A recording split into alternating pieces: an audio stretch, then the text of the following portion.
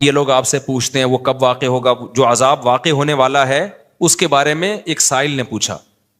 اللہ فرماتے ہیں واقع کب ہوگا یہ تو میں نہیں بتاؤں گا, میرا اصول ہی نہیں ہے کہ میں قیامت کا علم بتا دوں. لیکن اتنی بات ہے, للکافرین لیس لہ دافع, جو بھی اللہ کا منکر ہے, اللہ کو نہیں مانتا, اللہ کے حکام کو فالو نہیں کرتا, جب وہ عذاب آئے گا تو دنیا کی کوئی طاقت اس عذاب سے ان کو بچا نہیں سکے گی. تعرج الملائکۃ والروح الیہ فی یوم کان مقدارہ 50,000 سنہ, 50,000 سال کا ایک دن ہوگا.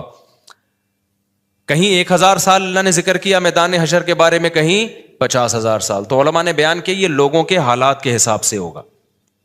یہ ٹائم کے جو یونٹ ہے نا یہ ہر ایک کے حق میں مختلف ہوتے ہیں. دیکھو جب ہم پیدا ہوئے تو ہم کائنات کو بننے کے اربوں سال کے بعد پیدا ہوئے ہوں گے نا, تو کیا ہمیں انتظار کرنا پڑا؟ بولو نا کیا ہو گیا؟ اگر ہمیں اللہ انتظار کرواتا ابھی تم عالم ارواح میں ہو 1 ارب سال کے بعد تمہارا نمبر آئے گا, تو میں تو بوریت سے مر چکا ہوتا. کیا خیال ہے بھائی؟ جہاں فلائٹ 1 گھنٹہ لیٹ ہو جائے انتظار میں آدمی ٹینشن میں چلا جاتا ہے. لیکن ہم تو جب آئے تو ہمیں تو لگا کہ کائنات کی ابتدا آج سے ہو رہی ہے جب ہم نے ہوش سنبھالا, کیونکہ ہمارے وہ یونٹ جو تھے نا, جو وقت کی اکائیاں ہیں, وہ ہمارے حق میں اسٹارٹ ہی نہیں ہوئی تھیں. تو اسی طرح مرنے کے بعد جو مردے کے لیے جو ٹائم کے یونٹ ہے نا وہ چینج ہوتے ہیں. ورنہ جو مردہ بیچارہ 20,000 سال پہلے دفن ہوا ہے وہ تو قبر میں کوئی عذاب نہ بھی ہو رہا, وہ تو پڑے پڑے ہی بور ہو گیا ہوگا کہ اللہ قیامت لیا, میں تو ٹینشن میں آ گیا ہوں, 20,000 سال ہو گئے مجھے. تو اس کو تو ایسا نہیں لگے گا کہ 20,000 سال ہو گئے. وہ جب دوبارہ اس کو اللہ تعالیٰ اٹھائیں گے تو نیک لوگوں کو تو لگے گا ابھی ہم سوئے تھے اور ابھی ہمیں کسی نے آ کے اٹھا دیے. جیسے گہری نیند میں جب انسان سوتا ہے کئی گھنٹے بعض دفعہ سوتا ہے, کوئی آ کے اٹھائے تو اس کو لگے گا یار ابھی تو میں سویا تھا, ابھی آپ نے اٹھا دیا ہمیں. تو سوتے ہوئے آدمی کے ٹائم کے یونٹ الگ ہوتے ہیں, مرنے کے بعد کے ٹائم کے یونٹ الگ ہوتے ہیں, عالم ارواح کے الگ تھے. اور بعض تو یہ بھی میں نے سنا ہے کہ دوسرے سیارے پہ آپ چلے جائیں نا زمین کے علاوہ تو وہاں بھی ٹائم کے یونٹ چینج ہو جائیں گے. تو اسی طرح آخرت کے ٹائم کے یونٹ بالکل الگ ہے. ایک دن 50,000 سال کی, دنیا کا جو 50,000 سال ہے نا وہ وہاں کا ایک دن ہوگا. کسی کے حق میں 1,000 سال, کسی کے حق میں 50,000 سال. یہ وہ ہے جب حساب و کتاب جس میں ہوگا.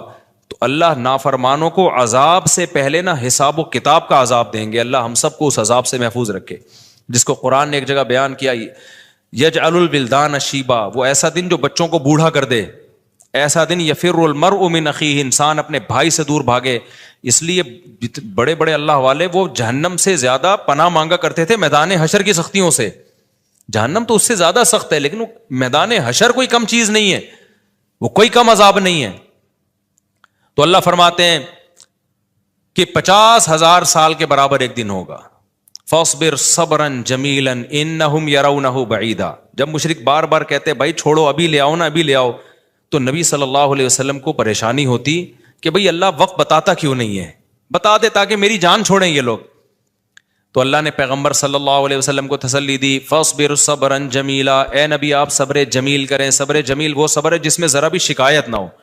انہم یرونہ بعیدا, اے نبی یہ لوگ سمجھتے ہیں اس کے آنے میں بہت ٹائم ہے, لاکھوں کروڑوں سال ہیں. ونراہ قریبا, جبکہ ہم دیکھ رہے ہیں بس آنے والی ہے. کیوں؟ جب آپ مر گئے نا, ابھی دیکھو ہو سکتا ہے 1,000 سال باقی ہوں قیامت آنے میں, ہو سکتا ہے 20,000 سال باقی ہوں, لیکن ہمارے مرنے کے بعد ہمیں نہیں لگے گا 20,000 سال. ہمیں تو ایسا لگے گا ابھی ہم مرے تھے اور اتنی جلدی اللہ نے قیامت قائم کر لی. تو ہمیں تو اپنی موت کے حساب سے چلنا ہے بھائی. ہمیں کیا پتا کہ ہمیں کیا کرنا ہے اس سے کہ 50,000 سال بعد قیامت آئے یا 1 کروڑ سال بعد آئے. جب ہم مر گئے تو ہماری قیامت واقع ہو گئی ہے, ٹائم کے یونٹ ہمارے حق میں چینج ہو جائیں گے.